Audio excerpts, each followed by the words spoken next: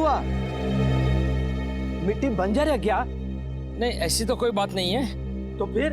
ये देखो मिट्टी में से क्या मिला है। ओह माय गॉड, अब हम क्या करेंगे? करना क्या है, सीआईडी में डॉक्टर सालुंके को फोन करते हैं। Hello doctor Salunke?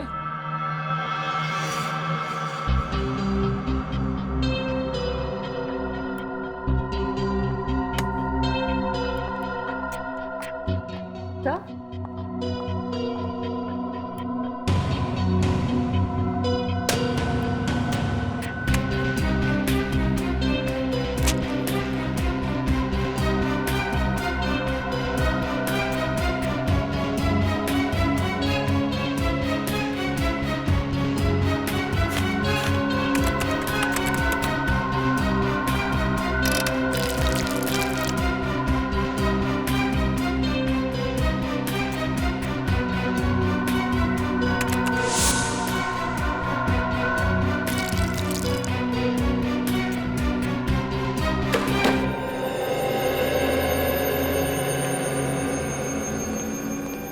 आप लोगों का शक एकदम सही था।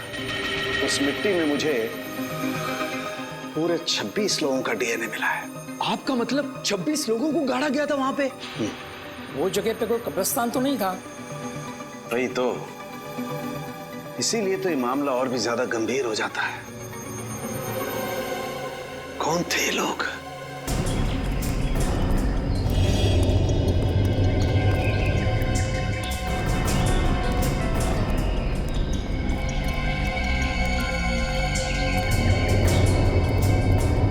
इधर बाईं तरफ और दाईं तरफ क्या है?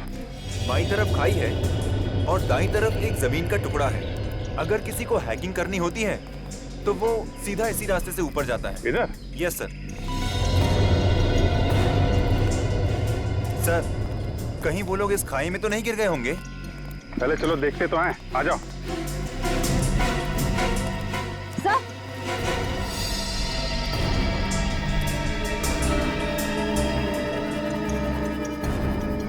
Sir ice cream.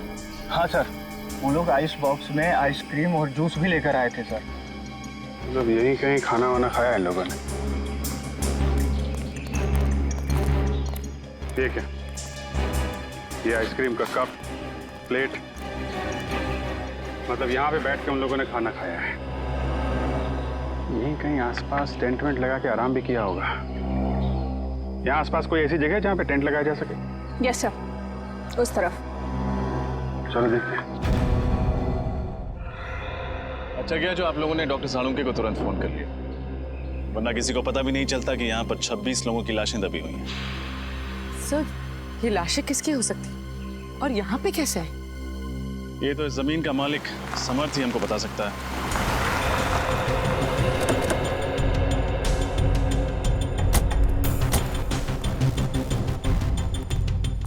हेलो ऑफिसर, क्या हुआ? अरे अगर कोई तकलीफ थी तो हमें बता देते। सीआईडी वालों को बुलाने की क्या जरूरत थी? जब लाशों के भंडार मिलते हैं तो एक अच्छे नागरिक का फर्ज होता है कि वो सीआईडी को तकलीफ दे। लाशों के भंडार कहाँ? आपकी जमीन के अंदर हमें 26 लाशें मिली। 26 लाशें? ऐसे कैसे हो सकता है? आपको जरूर कोई गलतफहमी हो गई है। कोई गलतफहमी नहीं हुई। हमें इंसानों की हड्डियां, बाल, दांत मिले हैं। अभी ना जाने क्या क्या मिलना बाकी है आपके जमीन के अंदर से।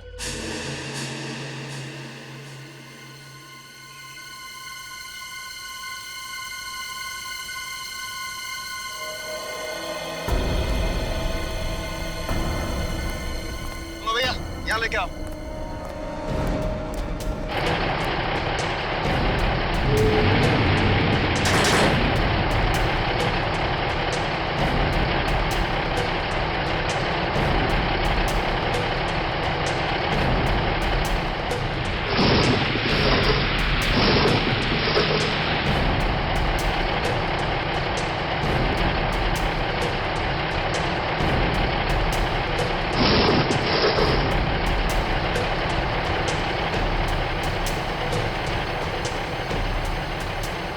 मुझे तो यकीन नहीं आ रहा है कि इस जमीन के अंदर 26 लोगों की लाश है।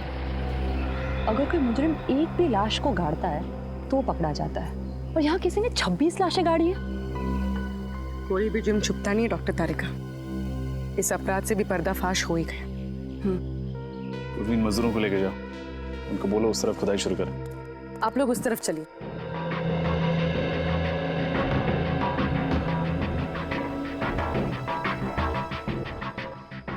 सर हाँ बोलो।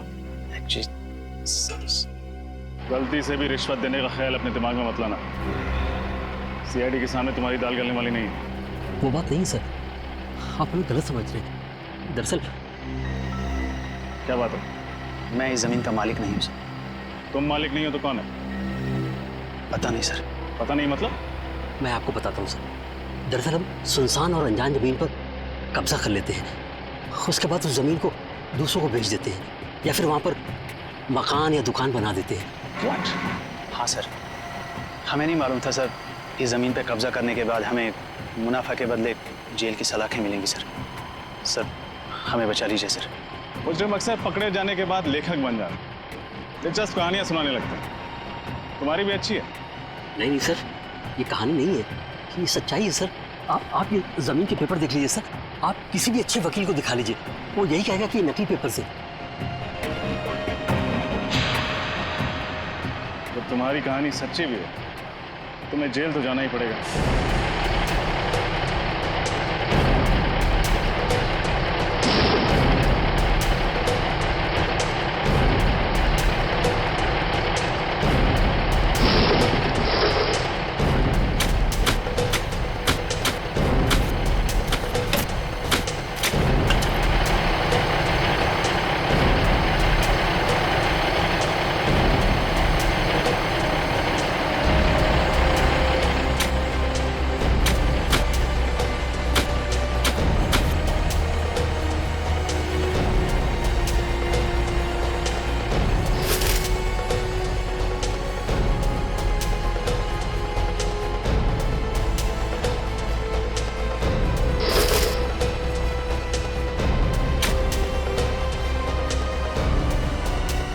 मैडम ये देखिए मैडम। कंकाल। सर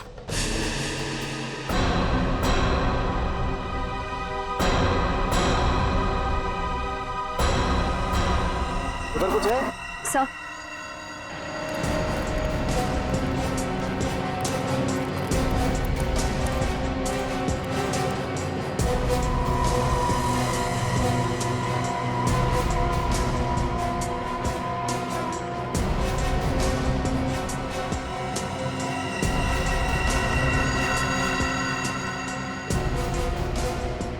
ये देखो, एक और बैग। सर शायद ये लोग यात्री हों, लगता है इनके सामान में कोई आईडी वगैरह हो। बिल्कुल चेक करते हैं।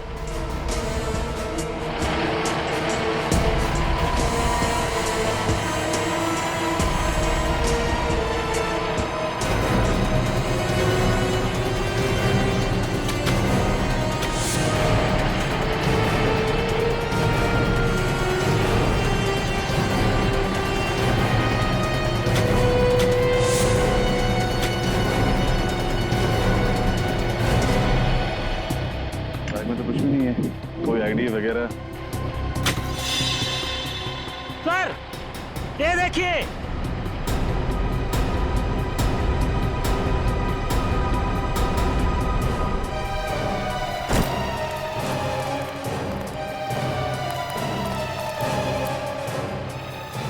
सर ये देखिए नीम का पत्थर।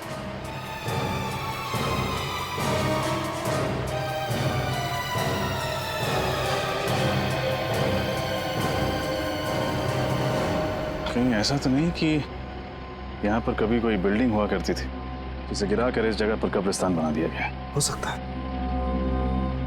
पता नहीं वो कौन सी मनहूस घड़ी थी जब हमने इस जमीन पे बुरी नजर डाली, लेने के देने पड़ गए। आप दोनों हमारे साथ ब्यूरो चलेंगे, आपसे पूछताछ करनी है। जमीनों के घोटाले करने के लिए तुम दोनों को गोल्ड मेडल देना चाहिए। Gold medal. जाने कितनी जमीनों पर गैरकानूनी कब्जा किया तुम लोगों ने, और कितने लोगों को जमीनें बेच भी दी। माफ कर दीजिए सर, गलती हो गई। अब हम ऐसी धांधलेबाजी फिर कभी नहीं करेंगे। अरे धांधलेबाजी तो तब करोगे ना जब जेल से छूटोगे। अब आइंदा हम धांधलेबाजी नहीं करेंगे। खज्जर फर्म्स के बारे में बताओ, किसके नाम पर है वो जमीन? बताओ जल्दी। हम सच कह रहे हैं सर, हमें कुछ भी नहीं मालूम। हम तो ऐसे ही जमीनों पे कब्जा कर लेते हैं जो लावारिस होती है। फिर भी कब्जा करने के पहले तुमने रजिस्ट्री ऑफिस से पता किया ही होगा ना कि ये जमीन किसके नाम पे? किया था, और रजिस्ट्री ऑफिस में कुछ महीने पहले आग लग गई थी, जिसकी वजह से इस जमीन के सारे डॉक्यूमेंट चल गए थे। हाँ सर, और जब हमें पता चला कि इस जमीन के आगे पीछे और कोई नहीं है, यहाँ तक कि इसके पेपर्स भी नहीं है, तो हमने तुरंत इसके ऊपर हक जमा लिया। सर, ये रही रजिस्ट्रेशन ऑफिस में लगी हुई आग की रिपोर्ट। आग लगी थी 6 जून 2003 और आग की वजह पेट्रोल। मतलब सर वो आग जानबूझकर लगाई गई थी, जमीन का इतिहास मिटाने के लिए? हाँ पूर्वी, जानबूझकर लगाई गई थी, क्योंकि खूनी जानता था कि एक न एक दिन वो सारे कंकाल जमीन के नीचे से ऊपर आएंगे। इसलिए अपने आप को बचाने के लिए उसने ये रास्ता ढूंढा था। ये पता लगाना चाहिए कि उस नींव के ऊपर वो जो कंक्रीट का कंस्ट्रक्शन मिला है ना, वो ढांचा, उस पर पहले क्या बना हुआ था।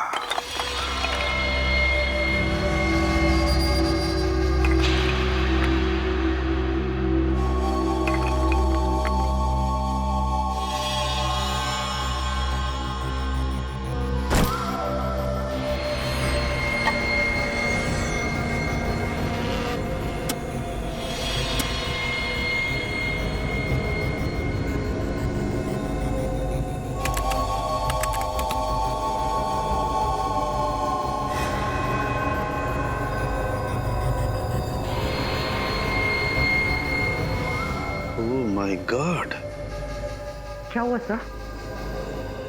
तारिका, ये हड्डी जरा गौर से देखो। ऐसा लगता है जैसे इस हड्डी को किसी ने आरी से या 100 चेन से काटने की कोशिश की है। सर, मुझे तो ये खूनी बहुत बड़ा सरफिरा लगता है। कुछ लोगों के स्कल पे तो मुझे दांतों के निशान दिखे। ये देखिए, जैसे कि वो उनका सर ही चबाना चाहता हो। My God. सर, कहीं ये किसी जंगली जानवर का काम तो नहीं है? नहीं रोहन, ये किसी जंगली जानवर का काम नहीं हो सकता है, क्योंकि जानवर किसी को खाने के बाद उसे जमीन में गाड़ने की मेहनत नहीं करता। ये काम किसी इंसान का ही है। सर, अब बस ये पता चल जाए कि इन सब की मौत कब हुई थी, तब जाके हम उस खूनी तक पहुंच सकते हैं। चल जाएगा तारिका, ये भी पता चल जाएगा उस माइक्रोस्कोपिक रेडियोग्राफी के जरिए। Microscopic radiography? सॉरी सर, पर क्या है ये? कभी सुना नहीं इसके बारे में। रोहन, ये एक ऐसा प्रोसेस है जिसके जरिए हम ये पता लगा सकते हैं कि इंसान की मौत कब हुई है। और ये देखो, जिस इंसान की ये हड्डी है, उसकी मौत 7 से 10 साल पहले हुई है, यानी 2003 से 2006 के बीच में इस इंसान की मौत हुई है।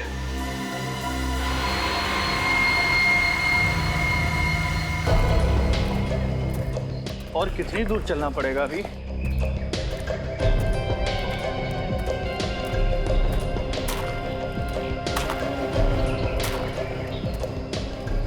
क्या बच रहा है? सर, मैंने किसी के चलने की आवाज सुनी।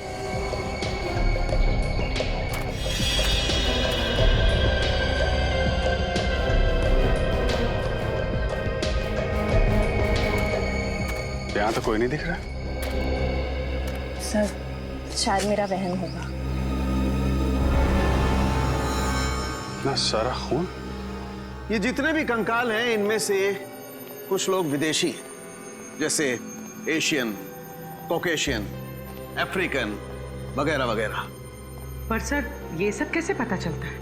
पूर्वी, इंसान की खोपड़ी सब कुछ बता देती है। उसके सर की बनावट, उसकी जबड़े की हड्डी, उसकी नाक की हड्डी की स्थिति, इस सब से उसके रूट्स के बारे में पता चल जाता है। खूनी तक पहुंचने के लिए हमारा ये जानना बहुत जरूरी है कि ये सब कौन है, इनकी पहचान क्या है। आरव का तो अभी तक पता नहीं चल पाया, लेकिन ये दोनों जरूर स्पोर्ट्समैन रहे हों, रनर या कोई एथलीट। अच्छा, इनके पैरों की हड्डियों की बनावट हम आम लोगों से अलग है क्या सर? हाँ, इनके पैरों की हड्डियां आम लोगों के पैरों की हड्डियों से ज्यादा मजबूत है, जैसी एक एथलीट की होती है। सर? हाँ।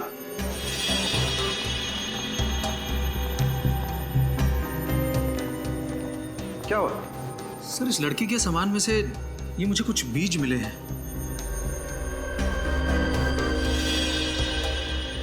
ये किस तरीके के बीज हैं? नागा जोलकिया नाम का मसाला है। ये दुनिया का सबसे तीखा मसाला है, और ये इतना तीखा मसाला है कि नॉर्मल नमक या मिर्च की तरह नहीं खाया जाता। तकरीबन हजारों लाल मिर्च की ताकत इस थोड़े से मसाले में है। नागा जोलकिया, कोई ये मसाला इस तरीके से अपने सामान में लेकर क्यों घूमेगा? कहीं ये लड़की कोई रिसर्च वगैरह तो नहीं कर रही थी? खून का सैंपल ले लो श्रेया, बच्चों के माँ बाप के डीएनए के साथ मैच करके देख लेंगे। सर।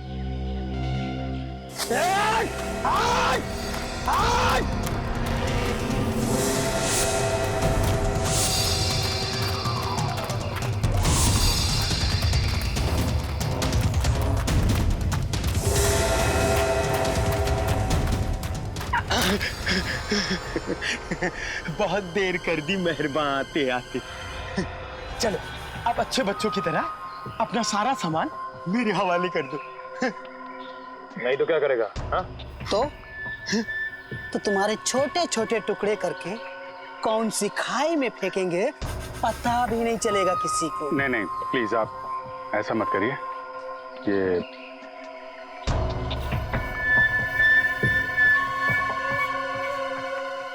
सीढ़ी सीढ़ी और सामान चाहिए आप लोगों को?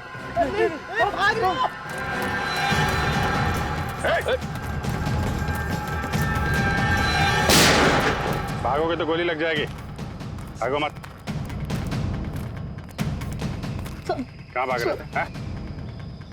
हमें माफ कर दो साहब, हम दोनों तो छोटे मोटे लुटेरे हैं साहब। मासूम लोगों को लूटते हो, बाद में उनको मार के फेंक देते हो। नहीं साहब, हम लुटेरे हैं, खूनी नहीं है साहब। हम लोगों ने किसी को नहीं मारा साहब। अच्छा, फिर ये 3 लड़के कहाँ हैं?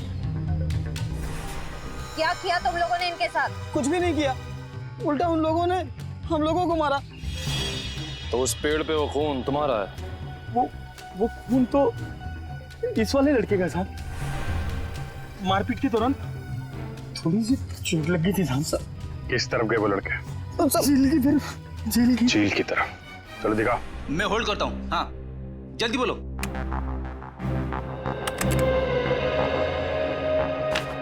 जी हाँ, मैं 2003 की बात कर रही हूँ, आज से 10 साल पहले की। मसाले का नाम है नागा झोलके, और जितने भी ऐसे खेत हैं जहाँ नागा झोलके नाम का मसाला उगता है, वहाँ उस लड़की की फोटो भेज दीजिए। और हाँ, एग्रीकल्चर इंस्टीट्यूट्स में भी।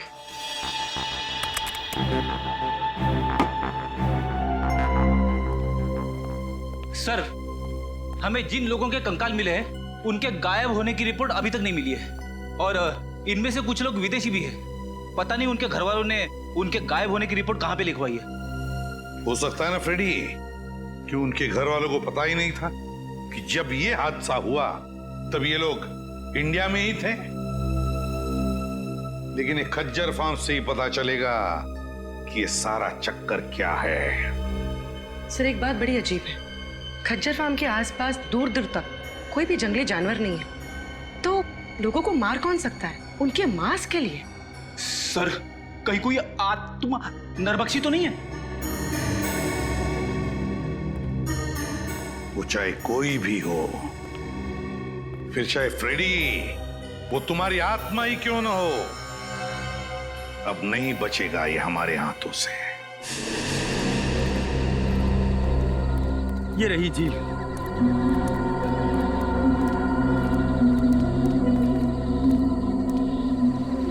निखिल, श्रेया, झील के आसपास का एरिया अच्छी तरीके से चेक करो, देखो कुछ मिलता है क्या। सर।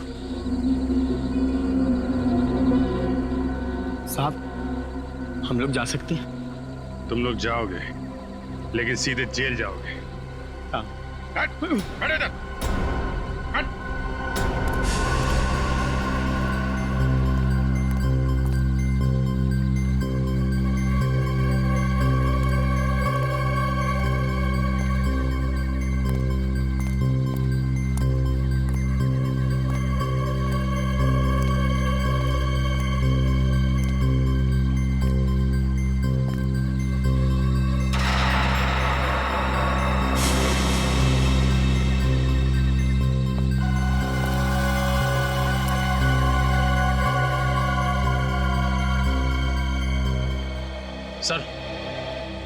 सर ये टॉल मिला है सर, इस पे खून लगा हुआ है।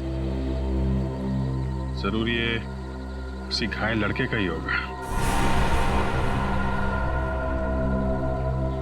काफी गहरी चोट लगी है उसे।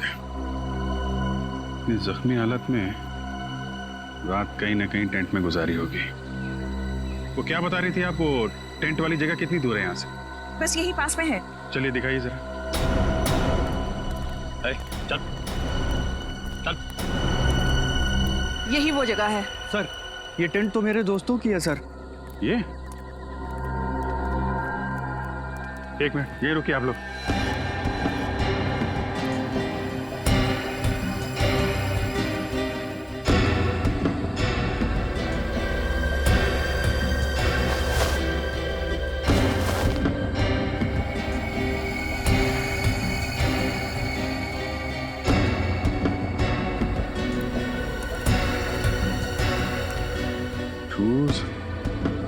टूटे हुए टेंट, बिखरा हुआ सामान, क्या हुआ क्या यहाँ पे? सर उन्हें कुछ हो तो नहीं गया होगा सर? सर हो सकता है ये किसी जंगली जानवर ने हमला किया हो। पर सर इस इलाके में तो कोई जंगली जानवर है ही नहीं। जानवर नहीं है तो फिर ये सब?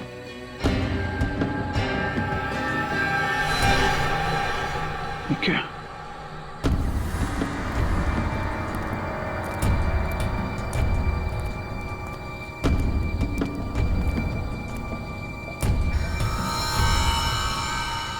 बहुत सारा खून है।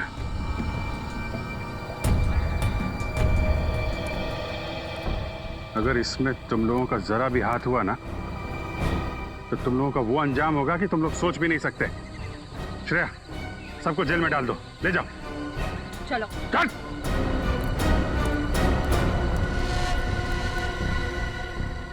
यहां से आगे घसीटने के निशान भी दिख रहे हैं।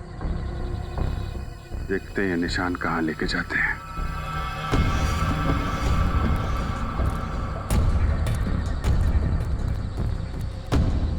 ये क्या चक्कर है?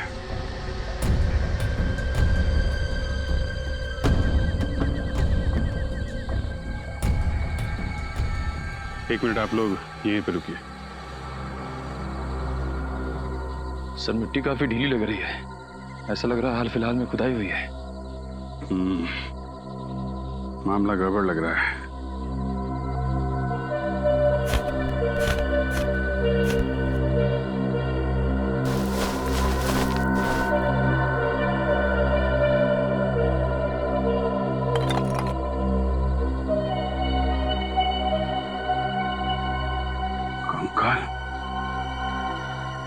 निखिल, कुछ खोदने का इंतजाम करो।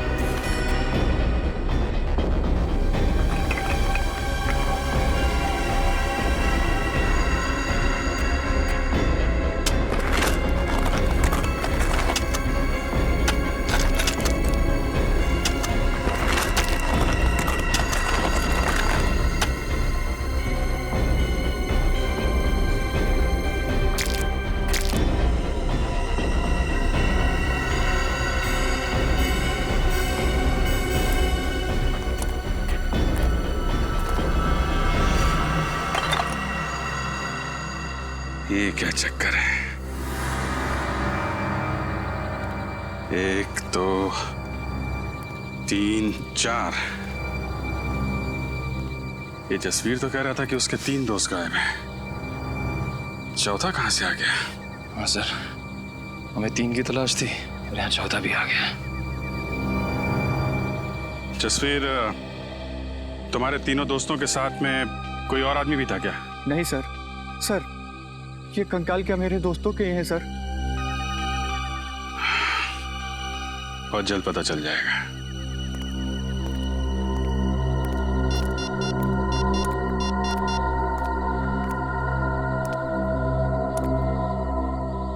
हाँ तारिका जी, आपको जंगल में आना पड़ेगा।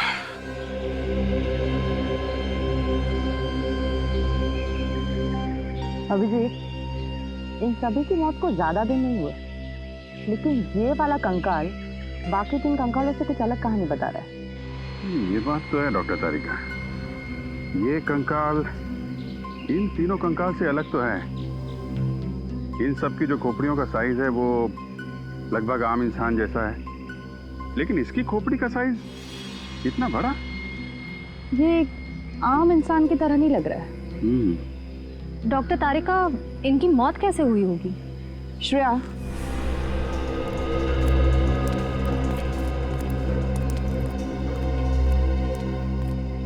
इसकी गर्दन पे और छाती पर दांतों के काटने के निशान हैं, पर फोरेंसिक में टेस्ट करके ही सही नतीजे पर पहुंच सकते हैं।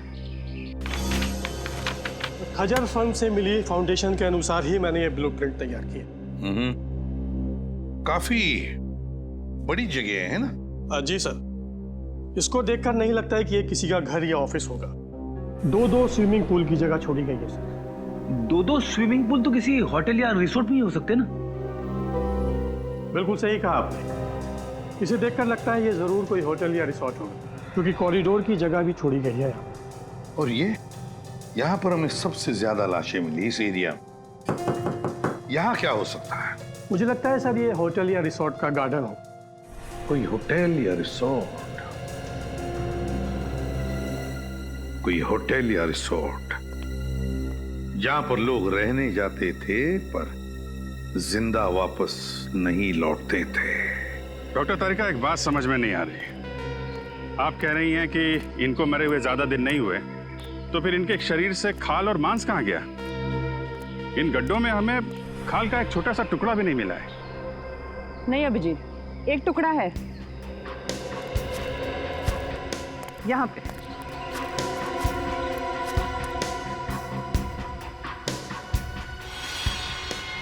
ये देखो, मांस का टुकड़ा है। जी हाँ सर, मैं पहचानता हूँ इन्हें। ये दलजीत है और ये मयंक, दोनों नेशनल लेवल के रनर्स थे। दोनों नेशनल लेवल के रनर्स? पर हुआ क्या, गायब कैसे हो गई ये? सर 10 साल पहले अप्रैल 2003 में मुंबई में एक इंटरसिटी टूर्नामेंट हुआ था। ये दोनों उसी में भाग लेने आए थे। टूर्नामेंट खत्म होने के बाद हम लोग तो उज्जैन वापस चले गए, लेकिन ये दोनों माथेरान घूमने जाना चाहते थे। फिर? सर इन लोगों ने रिक्वेस्ट की थी कि ये 2-3 दिन में वापस आ जाएंगे, लेकिन इनकी कोई खबर नहीं आई। इस लड़की को तो आप जानते ही हैं ना? हाँ सर, ये रिया है। ये पंचगिनी गई थी हाइब्रिड प्लांट के रिसर्च के लिए। मुंबई रुकने का इसका कोई प्लान नहीं था, पर शायद उस रात काफी हाईवे पर जाम था, इसलिए मजबूरी में यहाँ इसे रुकना पड़ा। खज्जर फार्म में? जी। पूर्वी ये तीनों के तीनों, ये 2 लड़के और ये लड़की मुंबई शहर के नहीं थे, बाहर के थे, बाहर के। और सर ये तीनों खज्जर फार्म में रुके थे। वही तो, तीनों खज्जर फार्म में रुके।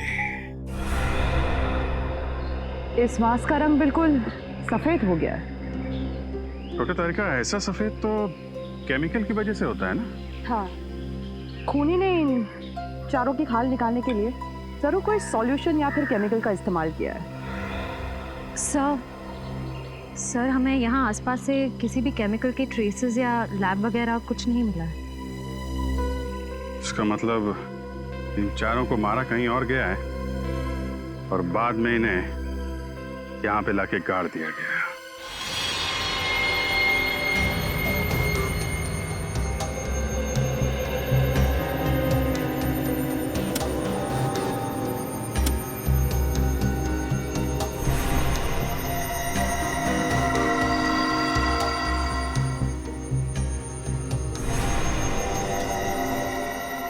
तक तो आप लोग इंसानों की लाश, इंसानों के कंकाल लाया करते थे, लेकिन इस बार आपने सारी हदें पार कर दी। क्यों लॉर्ड सर? ये कंकाल भी तो इंसानों के ही हैं। हाँ हैं, वो तीनों कंकाल इंसानों के हैं, लेकिन ये चौथा कंकाल जानते हो किसका है? किसका है sir? Pavilion man. Pavilion man? क्या मतलब? देखो, इंसान को इंसान बनने के लिए कई स्टेजेस से गुजरना पड़ा है, ये तो सबको मालूम है। ये पेलियन मैन इंसान बनने से पहले वाली स्टेज है। अरे बाप रे, ये तो बड़ा ही खतरनाक है। हाँ फ्रेडी, ये बहुत खतरनाक भी है और बहुत ही ज्यादा शक्तिशाली भी है। इन तीनों लड़कों को उस पेलियन मैन ने मार के खाया है, मार कर खाया है अपनी भूख मिटाने के लिए। तो ये जीव नरभक्षी होते हैं, मैन ईटर्स। हाँ पूर्वी, तभी तो इनके दांत हमारी तरह नहीं होते, बिल्कुल बड़े और नुकीले होते हैं। दिखाती हूँ।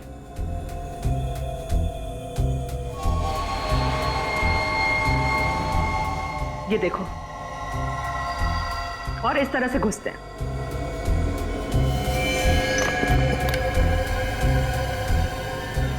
सर, हमें तो लगा था ये किसी जंगली जानवर का काम है। ऐसा भी कोई जीव हो सकता है, ये तो हमने सोचा ही नहीं था।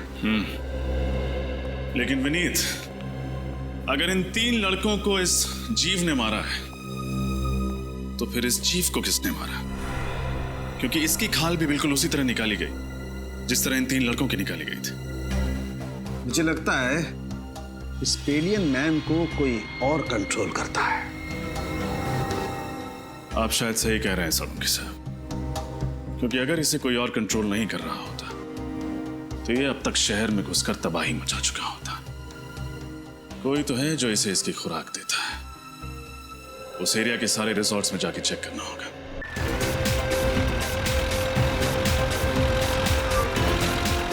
सर, ये रिसोर्ट और कितनी दूर है? बस थोड़ी देर में आ जाएगा, वो देखो।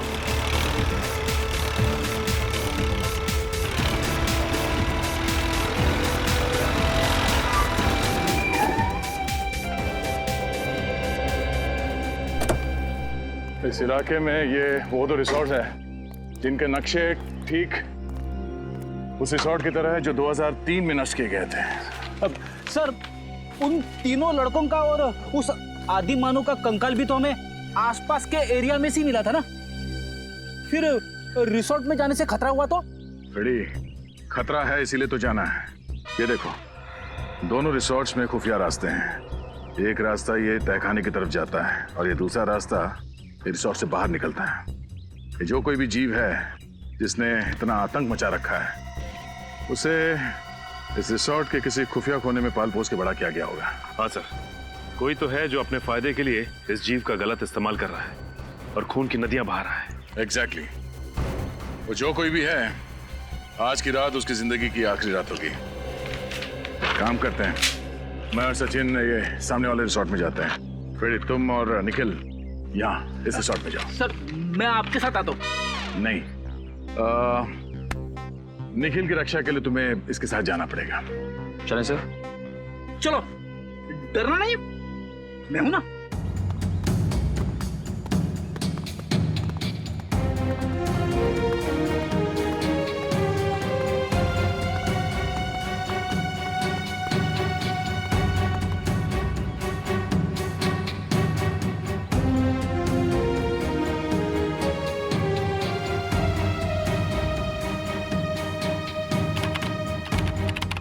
कमाल है, हमें तो लगा था उन तीन लड़कों के हादसों के बाद हमारा बिजनेस कुछ दिनों के लिए ठप हो जाएगा।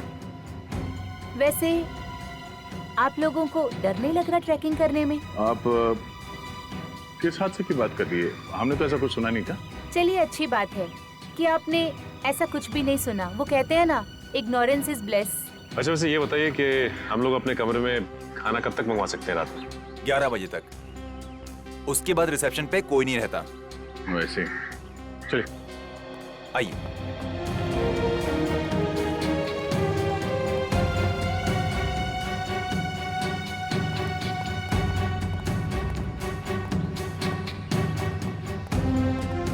पर मुझे इनके तौर तरीके यहाँ कुछ ठीक नहीं लग रहे। तू फिक्र मत कर निखिल, दया सर ने भेजा है मुझे तेरी रक्षा करने के लिए। मैं तेरी मूंछ का एक बाल भी बाका नहीं होने दूंगा। लेकिन सर मेरी तो मूंछ ही नहीं है। तू उगानी चाहिए थी ना।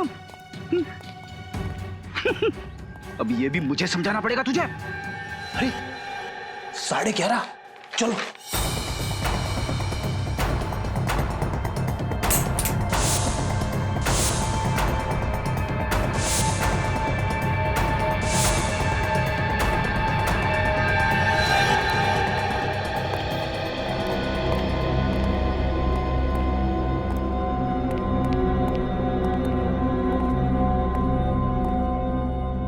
ये दरवाजा तो कॉरिडोर पे खुलता है, नीचे चलते हैं।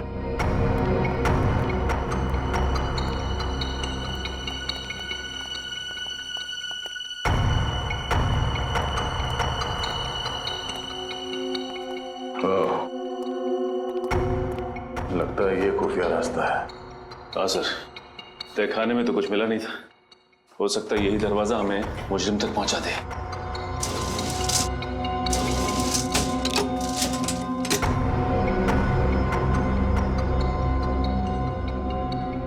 ये तो दरवाजे पे बुरी तरह से जंग लगी हुई है। ऐसा लगता है दरवाजा काफी साल से खुला ही नहीं है, किसी ने हाथ तक नहीं लगाया इसे। ये दरवाजा। आप लोग यहाँ क्या कर रहे हैं? हाँ वो पानी चाहिए था तो ढूंढते ढूंढते यहाँ आ गए। यहाँ पे? यहाँ पे नहीं, हम लोग रिसेप्शन की तरफ जा रहे थे, लेकिन रास्ता भूल गए। वैसे ये रास्ता कहाँ जाता है? कहीं नहीं, ये दरवाजा हमेशा बंद रहता है। इस रिसोर्ट में और भी कई दरवाजे हैं जो हमेशा बंद रहते हैं। ये रिसोर्ट तो भूल भुलैया है। आप लोग अपने कमरे में चलिए, मैं पानी लेके आता हूँ। सर अगर इस रिसोर्ट में कुछ नहीं है तो फिर जरूर अगले रिसोर्ट में कुछ होगा। इस फ्रेडी को फोन करके देखते हैं।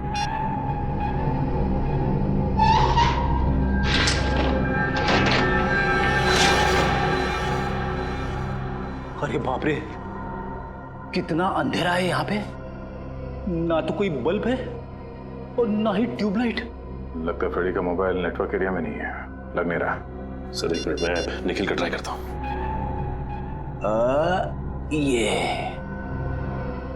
यहाँ पे दरवाजा है।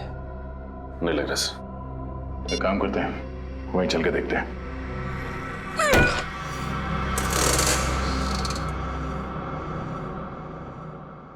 अरे एक और खुफिया दरवाजा। हाँ सर।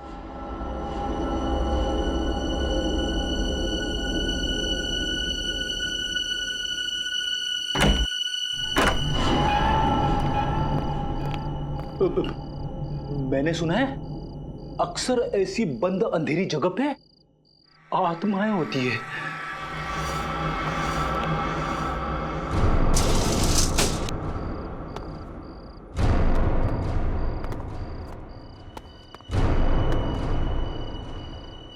इतना सारा खून,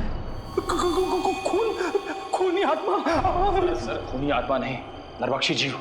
सर उन मुजरिमों ने उस नरभक्षी जीव को यहीं छुपा रखा है और अपने गुनाहों को अंजाम दे रहे हैं। ये चाकू, ये हड्डियां, ये खून, सर मुझे पूरा यकीन है वो नरभक्षी जीव यहीं पे है सर, यहीं पे। मगर है कौन वो जिसने इस नरभक्षी जीव को पाल के रखा है? उसे जरा भी डर नहीं लगा कि अगर इस नरभक्षी जीव ने उसे ही खा लिया तो? ये क्या है सर? रिसोर्ट के नक्शे के हिसाब से रिसोर्ट से बाहर जाने का ये खुफिया रास्ता है। सर दरवाजा तो खुला हुआ है। हाँ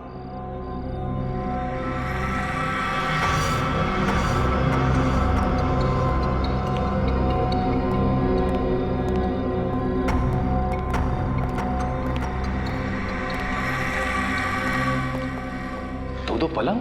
हाँ, दोनों पलंग पे चेन है उस नरभक्षी जीव को बांधने के लिए। एक जीव दो पलंग, अब ये नया क्या चक्कर है? ये कैसी आवाज है? किसी जानवर की आवाज लग रही है। सर दो पलंग, कहीं ऐसा तो नहीं यहाँ पे दो नरभक्षी जीव है? निखिल, यहाँ से खिसक लेते हैं, आगे का इन्वेस्टिगेशन दया सर के साथ ही करेंगे। सर कुछ नहीं होगा आपको, मैं हूं ना।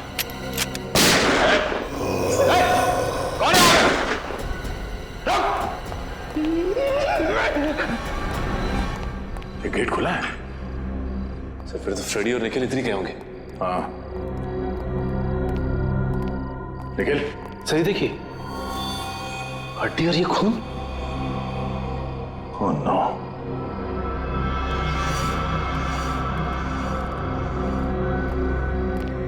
ये क्या? इसका मतलब है दो नरभक्षी जीव। लेकिन सर एक की तो मौत हो गई थी। सचिन, निखिल और फ्रेडी की जान को भी खतरा है, जल्दी।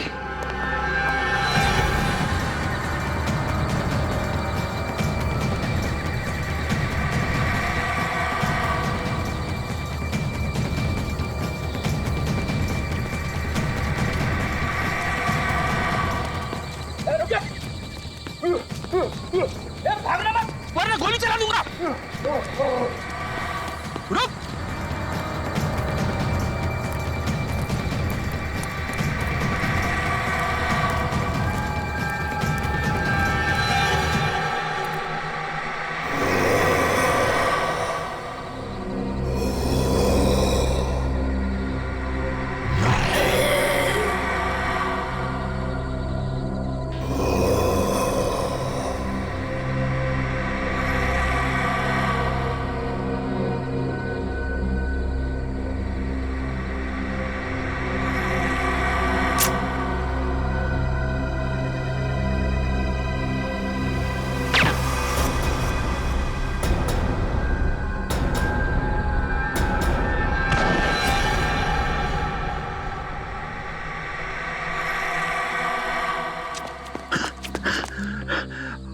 अरे वाह सर, आपने इसे मार दिया। नहीं फ्रेडी, सिर्फ डांट से बेहोश किया इसे। अच्छा हुआ सर आप लोग आ गए, वरना आज मेरी वाइफ का सुहाग उजड़ने वाला था। हट जाओ तुम लोग, हट जाओ वहां से। लगता है इस जीव का मालिक मैदान में निकल ही आया। इसी वक्त का तो इंतजार था हमें। हट जाओ वहां से, हट जाओ वरना गोली चला दूंगी। अरे सर ये तो दीपिका। हट जाओ। गन नीचे करो। निकल जाओ यहाँ से। गन हटाओ, गन नीचे रखो। मैं कहती हूँ हट जाओ वरना गोली चला दूंगी। दीपिका गन नीचे करो। मैंने कहा हट जाओ यहाँ से। सचिन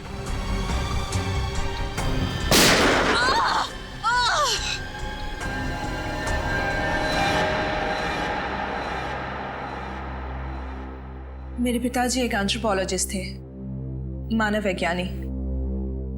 बहुत साल पहले वो मंटोनियो नाम के एक छोटे से टापू में गए थे, जहां से वो दो ऐसे जीव लेके आए जो ना तो इंसान थे और ना ही जानवर। उन्हें देखकर ऐसा लगता था जैसे वो इंसानों से एक स्टेज पीछे हैं। एक मिनट, तुम्हारे पिताजी उन लोगों को यहाँ इंडिया में कैसे लेके आए? ये तो गैर कानूनी है ना? जी, स्मगल करके, गैर कानूनी तरीके से। तो जैसे जैसे वक्त बीतता गया उनके साथ मेरा लगाव बहुत बढ़ गया। पर मेरा यकीन मानिए सर, मैं बिल्कुल नहीं जानती थी कि जैसे जैसे वो बड़े होते जाएंगे वो नरभक्षी बन जाएंगे, मैन ईटर्स। और इसीलिए तुमने उनकी इंसानी मांस खाने की भूख को मिटाने के लिए रिसोर्ट में जितने भी लोग आते थे उनका शिकार करना शुरू कर दिया। तो मैं और क्या करती? मुझे डर था कि कहीं एक दिन उन्हें अपना खुराक ना मिले तो शायद वो मुझे ही अपना शिकार बना लेंगे। अगर इतना ही लगाव था तुम्हें इन दोनों से, तो तुमने एक जीव को मार क्यों दिया? क्योंकि वो मेरे कैद से भाग गया था और उसने उन तीनों लड़कों को मार दिया। और जब इस तरह के जीव अपने मालिक का आदर और सम्मान नहीं करते हैं तो उन्हें मार ही देना चाहिए। सर, क्या मैं एक आखिरी बार उससे मिल सकती हूँ? प्लीज। वो कहाँ है? कैसा है वो? उसे हमने एंथ्रोपोलॉजी डिपार्टमेंट भेज दिया है। वो लोग तय करेंगे उसके साथ क्या करना है। लेकिन तुमने बहुत बड़ा गुनाह किया है। न जाने कितने मासूम लोगों की जान गई है तुम्हारी वजह से। तुम्हारे साथ क्या करना है ये अदालत तय करेगी, असाइलम या जेल।